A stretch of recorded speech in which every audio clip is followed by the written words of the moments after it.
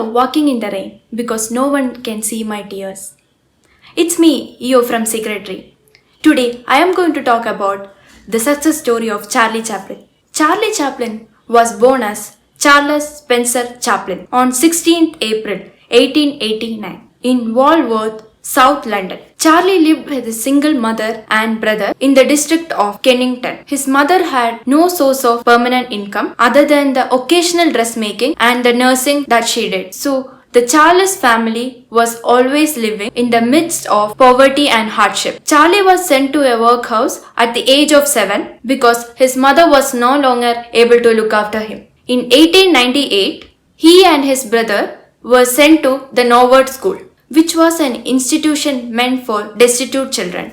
His mother was sent to the Cane Hill Mental Asylum as a result of developing a psychosis. She was in and out of the mental asylum till her death in 1928. For some time, Charlie and his brother went to live with their father, but he had become a severe alcoholic and died 2 years later. His brother joined the Navy, whereas Charlie roamed the streets, searching for food and a place to sleep. In the early life, he joined the 8 Lancashire Lad Club dancing troupe and taught English music halls for 2 years. He was appreciated for his dancing, but he himself beginning to show interest in performing comedy acts. He enrolled in theatre in the age of 14. He played various roles and was appreciated to start with. Then came the first call of destiny for this young boy. His act in the play Sherlock Holmes was so appreciated by the public that he was selected to play the role 3 nationwide tours. He stayed with the play for 2.5 years till he was 18. Then he was called up to act in a motion picture and made his debut in 1914 movie Make a Living. Though Charlie did not like the humor which was used in the films, he hoped it would be a platform for more good opportunities to come by. He was soon seeing his legendary character of the tramp in the movie Kid Auto Races in Venice. Chaplin adopted the persona of the tramp in all his films, but soon he was at the loggerheads with the director and was on the verge of being fired. But because he was in demand, he was given a chance to direct a movie with the assurance of $1,500 in case it failed. But the movie, Caught in the Rain, directed by Charlie, became a big success. Slowly, Charlie's fan base was increasing. The comedy that was promoted was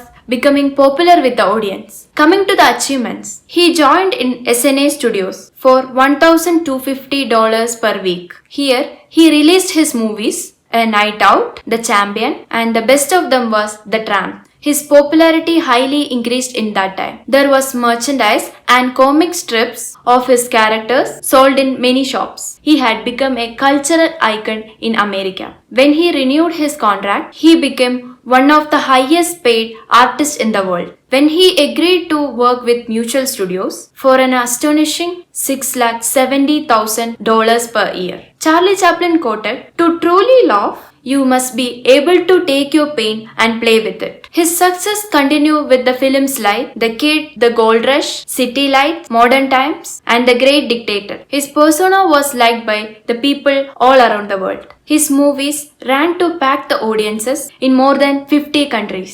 He courted many controversies in his later career regarding his personal life. His aura will remain forever and cannot be replaced next 100 years in world film history.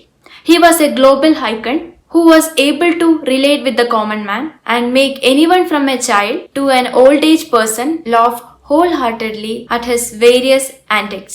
Hope you like this video. We'll be discussing more about Charlie Chaplin in coming episode.